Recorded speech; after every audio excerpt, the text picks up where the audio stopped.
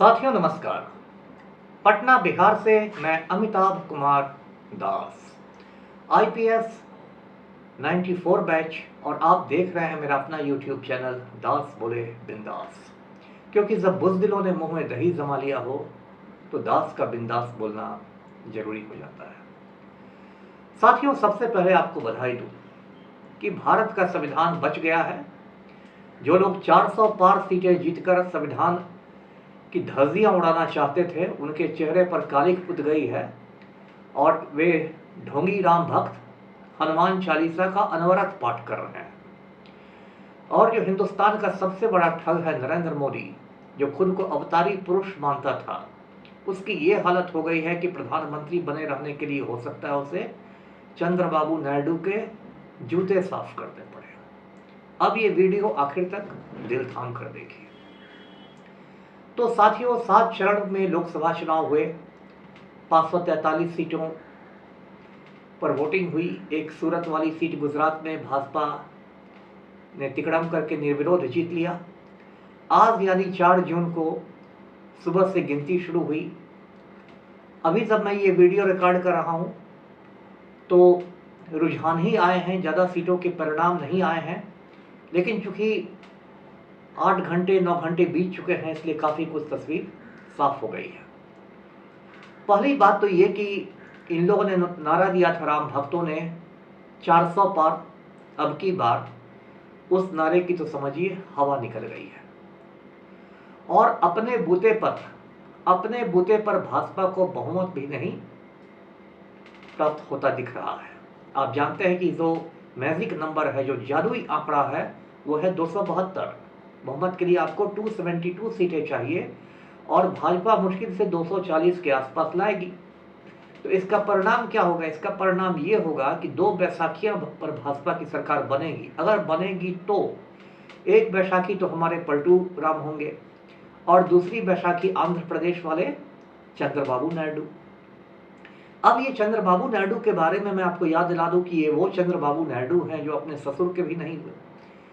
N t Rama Rao, उनके ससुर ने तेलुगु देशम बनाया था, लेकिन चंद्रबाबू नायडू ने बाद में अपने ससुर के पीठ में ही खंजर भोंक के पार्टी पर कब्जा कर लिया और उनके ससुर इसी सदमे में चल बसे।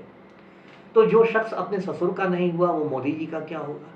इसलिए बहुत ज्यादा संभावना इस बात की है कि चंद्रबाबू नायडू पलटी मार के एनडीए से इंडिया गठबंधन में आ जाएंगे।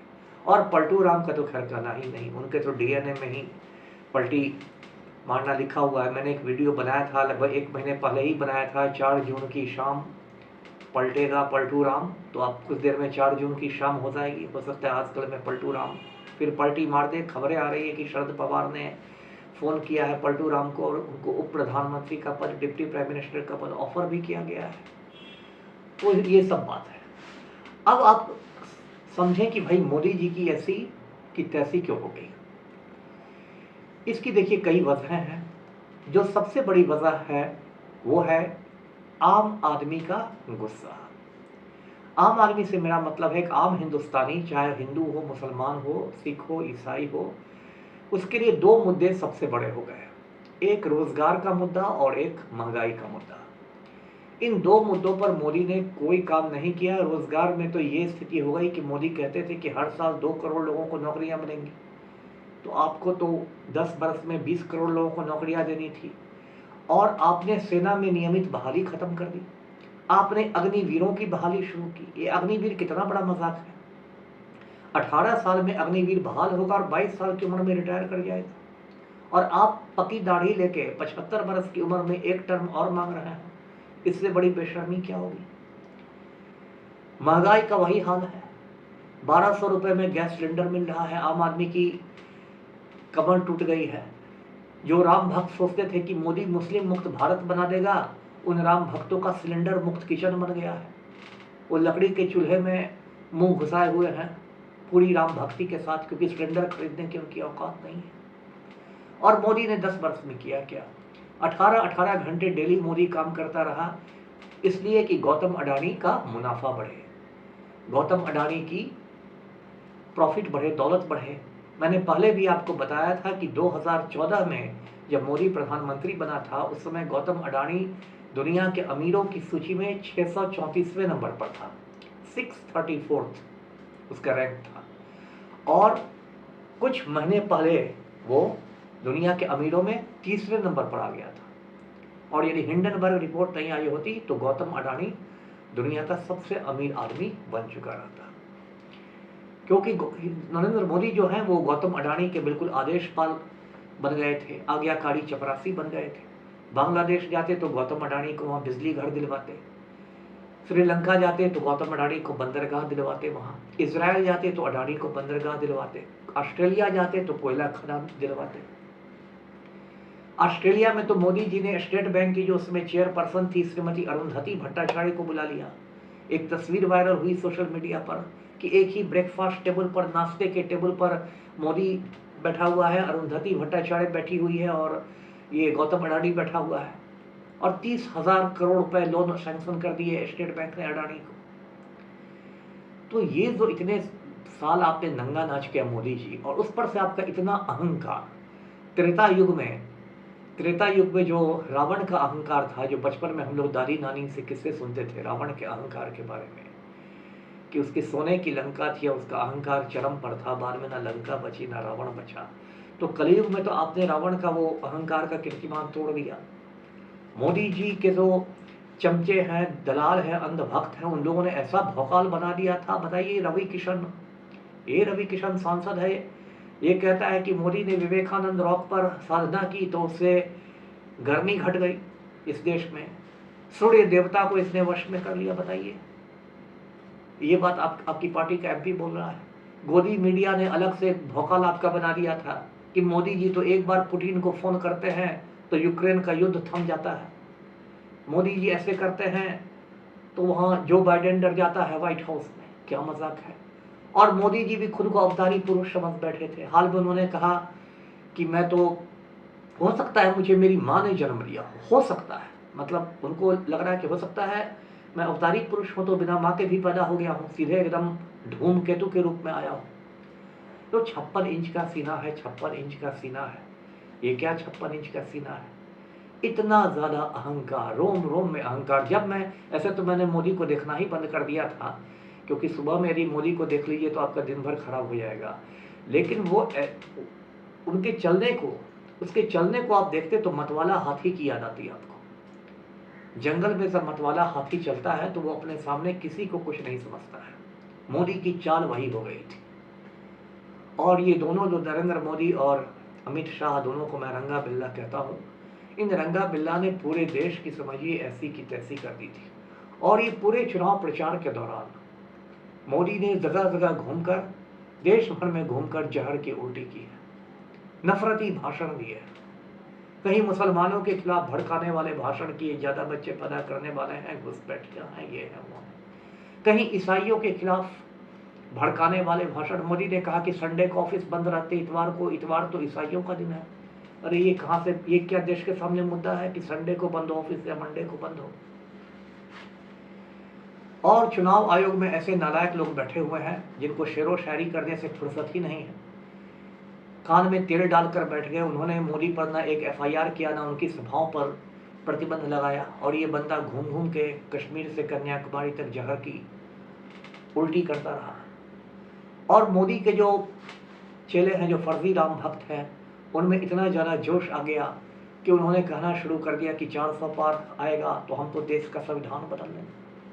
बताइए, जिस संविधान को बाबा साहेब जैसे महापुरुष ने बनाया, जिस संविधान को हमारे देश की संविधान सभा ने बनाया, जिसमें एक से एक रत्न थे, उस संविधान को ये दो कौड़ी के गुंडे लंपट लोग बदलने की बात करने लगे।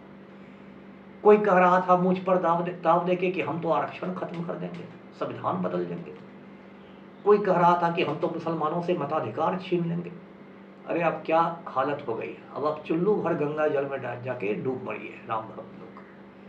क्योंकि अब आप मुसलमानों से क्या मताधिकार छीनिएगा, आप आरक्षण क्या खत्म कीजिएगा। अब तो नरेंद्र मोदी जाके चंद्रबाबू नायडू के जूते पर नाक रगड़ेगा, और तब उसकी सरकार बनेगी, अगर बनेगी भी तो। और इसकी भी गारंटी नहीं है कि वो सरकार अगले 5 साल के लिए चली ही जाए। आपको मैं याद दिला दूं, ऐसे ही अटल बिहारी वाजपेयी थे, अटल जी बहुत प्रखर वक्ता बनते थे। उनकी भी ऐसे ही मिली जुली सरकार थी, और उनको जयललिता जो थी, सुश्री जयललिता, पानी पिला कर रखती थी। और अंत में एक दिन ऐसा आया कि 1 वोट से वाजपेयी की सरकार गिर गई थी लोकसभा में। और मोदी ने क्या किया इस 10 बरस में? किसानों पर जुल्म किए। किसान जब दिल्ली आने वाले थे तो रास्ते में कीलें गड़वा दी गई थी कि किसान दिल्ली नहीं घुस सके। बताइए, देश का अन्नदाता है, अपनी समस्या को लेकर देश की राजधानी में आ रहा है और आप इस पर कीलें गड़वा रहे हैं सड़कों पर।